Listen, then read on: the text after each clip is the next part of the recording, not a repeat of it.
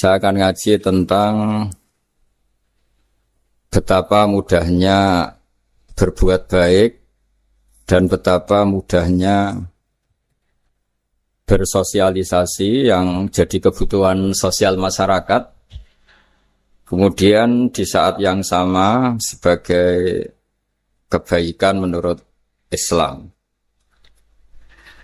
Ini saya baca kitab yang sangat otoritatif, yaitu kitab Sahih Muslim, di mana kita tahu dalam Islam, pegangan ahli sunnah wal jamaah, juga pegangan ulama seluruh dunia adalah Al-Kutubus Sittah, kitab 6, diantaranya yang hadis Bukhari Muslim.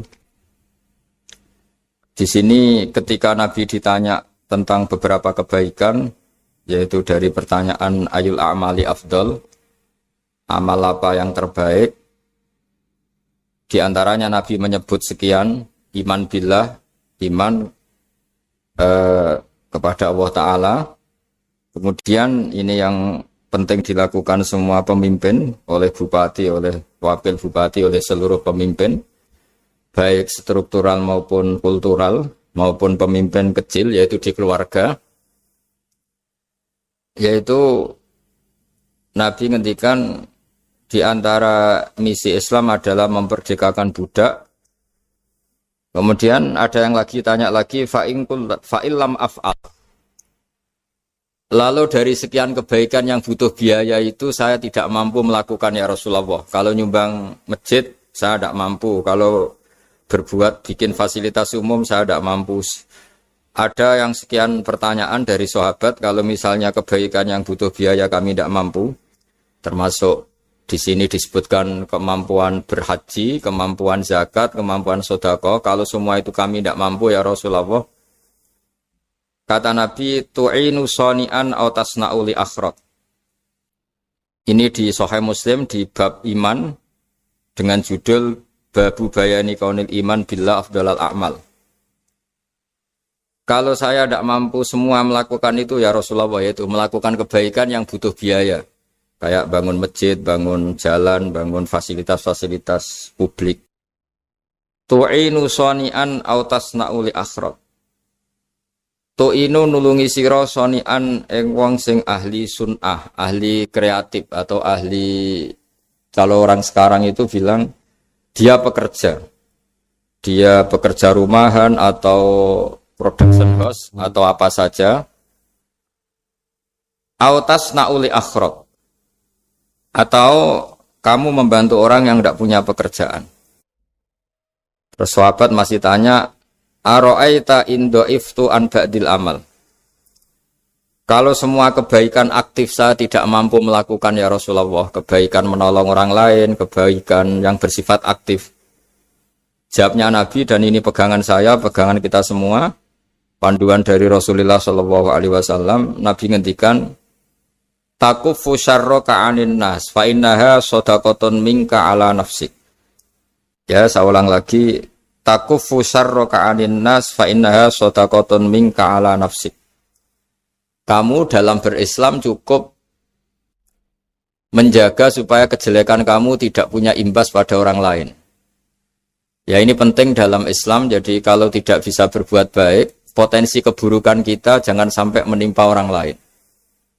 Keburukan itu bisa kejahatan kriminal, bisa kejahatan pidana atau merugikan orang lain, atau kejahatan yang tidak sampai kriminal tapi mengganggu orang lain.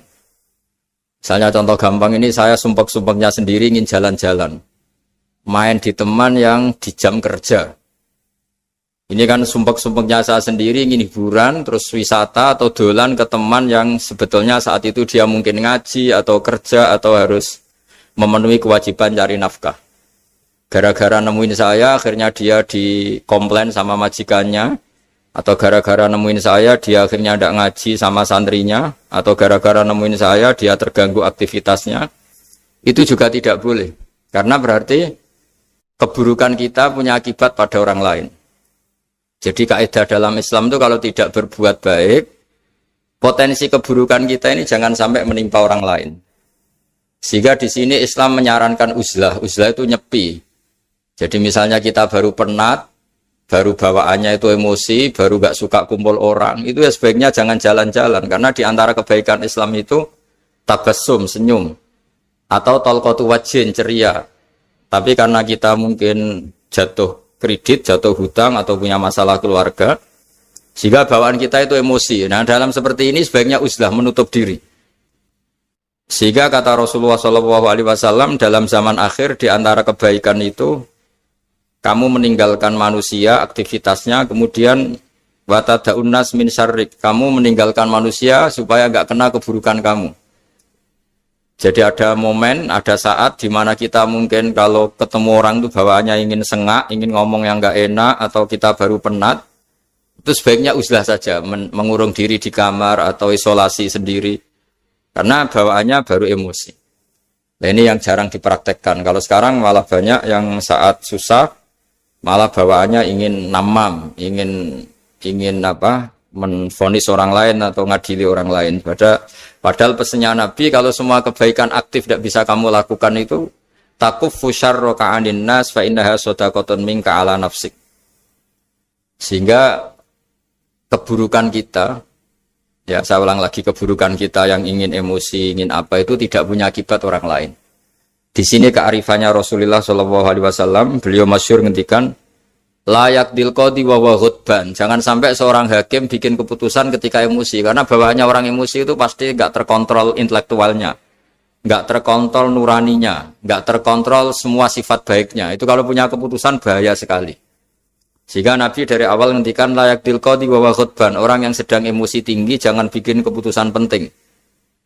Kemudian oleh ulama diteruskan juga jangan bikin keputusan penting orang yang sangat lapar, atau yang sangat kenyang, atau yang sangat ngantuk, atau yang super sibuk. Jadi hal-hal yang potensi buruk dalam mengambil keputusan itu harus ditinggalkan.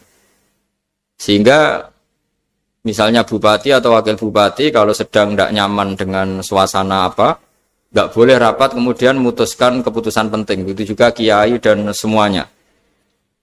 Nah, ini yang supaya otoritatif. Kenapa saya bawa kitab itu logikanya jelas ya. Kita sebagai dai, sebagai ustadz, atau sebagai mubalek, atau sebagai siapa saja, yang ingin kita wariskan ke umat Rasulullah adalah dawuh-dawuhnya Nabi. Dan kalau kita ngaji tidak pakai kitab, itu sebenarnya umat kita jejali dengan pikiran kita, dengan ide kita. Jangan-jangan ide kita, pikiran kita ini tidak mewarisi pikiran Islam, tapi pikiran kita atau emosi kita. Tapi kalau kita baca kitab, artinya umat ini berhak mendapat apa yang diteladankan dan disabdakan oleh Rasulullah SAW. Tapi kalau kita, itu pasti inginnya itu kita. Misalnya kita Bupati Banyuwangi, mungkin kita akan cerita Banyuwangi dengan asik. Tapi bagi daerah lain, apa urgensinya bagi saya? Begitu juga kalau kita kiai, mungkin kita akan cerita fadhilnya kiai. Tapi bagi orang lain yang keutamaannya jadi pekerja, jadi satpam, jadi guru, jadi pegawai negeri yang adil. Sehingga subjektivitas kita ini akan tinggi. Tapi kalau kita sebagai kiai baca hadis, maka umat ini mendapatkan panduan dari Rasulullah SAW. Nah, dari sekian panduan itu, kata Nabi, jika Anda tidak bisa berbuat kebaikan aktif, maka kebaikan yang harus Anda lakukan adalah potensi kejelekan kamu jangan menimpa orang lain. Makanya saya berkali-kali bilang, saya ini termasuk kiai yang jarang main ke alumni. Karena tadi, kadang-kadang alumni itu sudah mau kerja di tempat kerjanya, atau mau janjian ngantar anaknya sekolah. Gara-gara ada saya, mungkin semua itu dibatalkan. Sehingga silaturahim itu juga harus dimanage supaya tidak mengganggu haknya orang yang kita silaturahimi. Jangan sampai silaturahim jam 9, saatnya orang kerja, kemudian dia dapat peringatan dari pabriknya gara-gara sering didolani kiainya. Itu kan jadi ribet. Atau kiai karena sering didolani terus tidak ngaji, metu tamu terus. Itu kan jadi ribet. Apapun itu, sehingga orang itu harus berpikir perilakunya itu tidak punya akibat la doror wa la diror. Jangan mengganggu dirinya, juga jangan mengganggu orang lain. Ini oleh Nabi disebut takuffu syarra ka'adin nas fa innaha shadaqatun minka ala nafsik. Sifat buruk kamu itu harus dijaga supaya tidak menimpa orang lain, dan itu berarti menjadi sedekah kamu atau amal kamu pada diri kamu sendiri. Jadi ini penting dimaklumatkan ke semua kita bahwa saat kita tidak bisa berbuat baik aktif, misalnya nggak bisa sedekah, nggak bisa menolong orang, setidaknya keburukan kita tidak menimpa orang lain. Nah, termasuk keburukan yang terselubung adalah kita punya pikiran yang menurut kita ini hebat, tapi bagi orang lain mungkin bahaya. Misalnya kita punya pikiran ingin jadi orang kaya raya yang dermawan.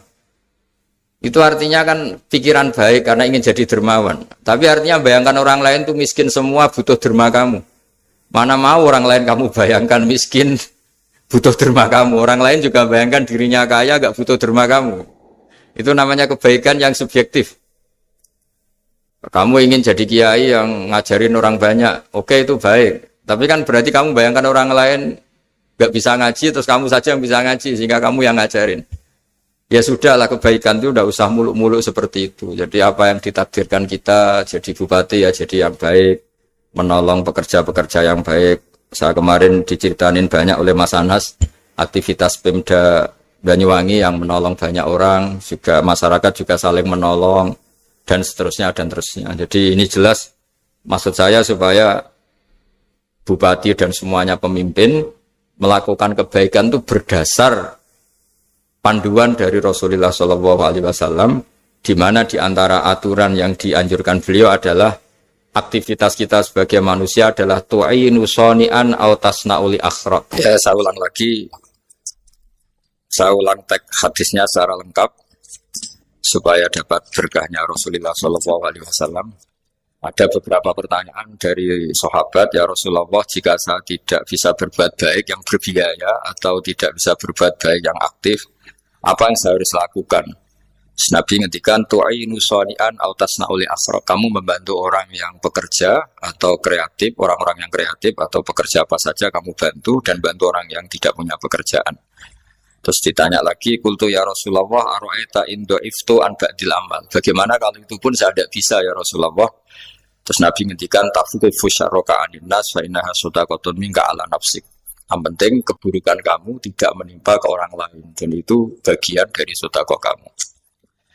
Nah, perlu saya ingatkan ke semua kita lah. Makanya pentingnya membaca umat Islam dengan ilmu usul fikih. Saya berkali-kali bilang, jika ada seseorang tidur, itu jangan kamu baca sebagai tidur yang meninggalkan tahajud, meninggalkan sholat qiyamul lail, meninggalkan wiridan di malam hari. Tapi juga bacalah saat itu dia tidak dugem, tidak maksiat, tidak narkoba. Sehingga barokahnya ilmu itu ada respek pada umat Islam yang tidur. Karena tidur itu juga ada fungsi meninggalkan sekian maksiat, sekian kriminalitas.